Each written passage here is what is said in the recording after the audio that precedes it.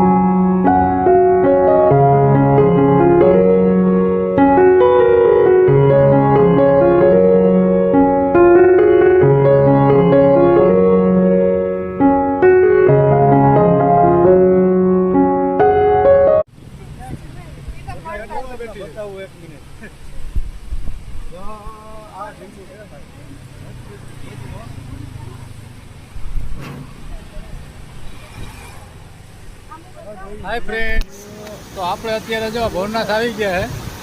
અને આપણી પાછળનો વ્યૂ તમે જુઓ ને તો ખોડિયાર ગુનો છે.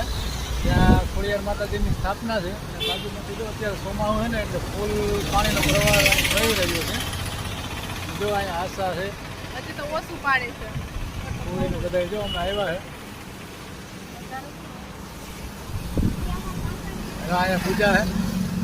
મામાએ જો લોગિંગ ચાલુ કર્યું છે. બધા હવે મોબાઈલ માંથી અલગ અલગ ઢીંગુબેન તો અહીંયા છે.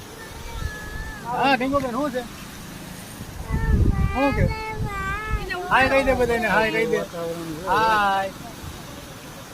બહુ જ મજા આવે છે ભવનાથમાં અત્યારે, કારણ કે અત્યારે આમ લીલોતરી બધી છવાઈ ગઈ છે. એકદમ નેચરલ કુદરતી વાતાવરણ છે અહીંયા ભાઈ. ક્યારેક ફ્રી હોય ને તો ભવનાથની મુલાકાત તો અવશ્ય લેવી જોઈએ.